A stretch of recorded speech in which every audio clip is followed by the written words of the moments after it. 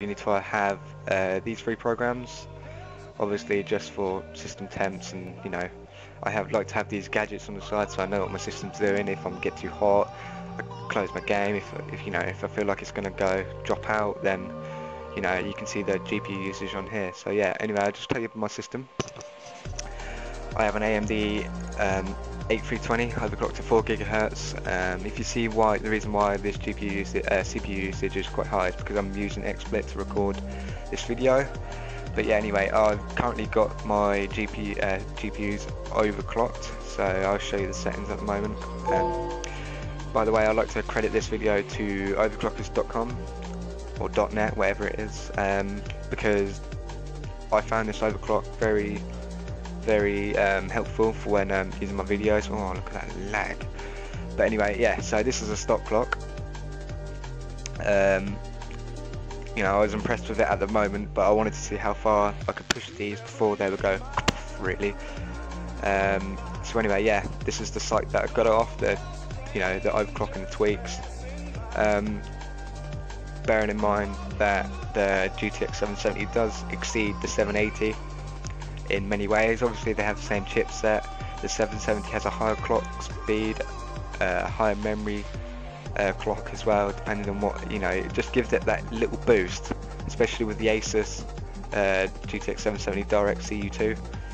It keeps it really cool as well, but without the overclock on, I'm getting temps which is like 33 or 33 to 35 on idle, but when I play games it barely goes over 50, so that's quite a good result. But anyway, I'll just jump into my benchmarks and what I had.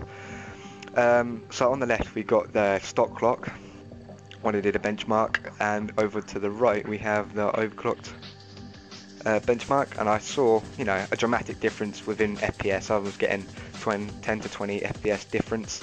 I mean, it's good overclock when you have two cards or one card, but I would definitely recommend overclocking your cards. There's no harmfulness to your card. I mean, it doesn't damage your card in any way. It just improves the performance, which I was really chuffed about. So yeah, these are the clocks that you want to see the difference in. It's not a huge jump on the core clock, but I know I've pushed it a little bit more. I've had it at 2 GHz, so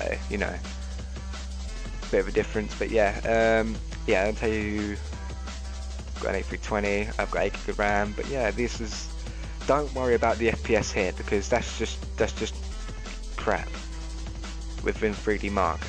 The overall score gives it, my overall conclusion, but I can definitely see it in games.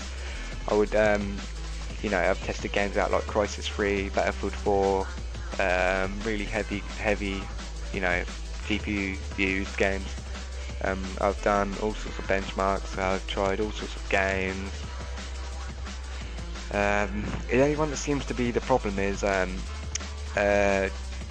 Microsoft Flight Simulator, but I think that's due to poor optimization. So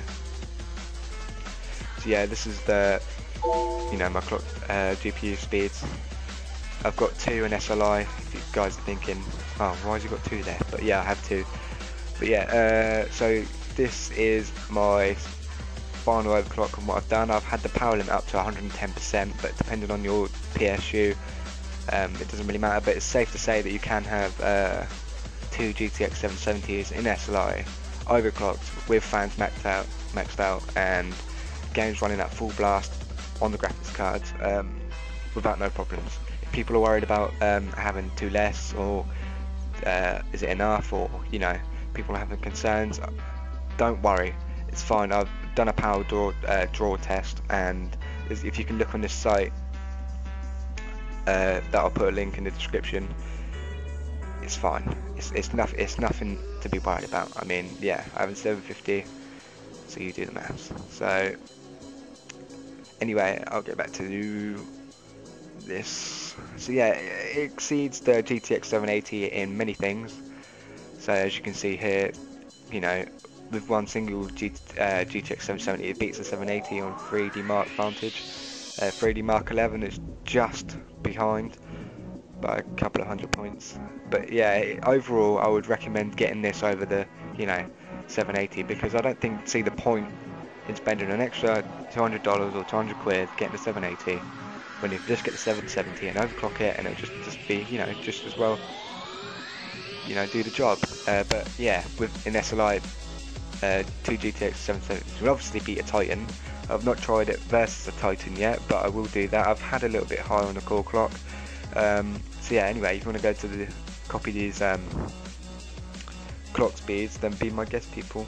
But yeah, apart from that, you see them change. We should see them change.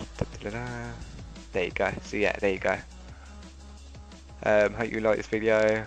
Please rate, subscribe, comment, whatever you guys do. Alright, thanks.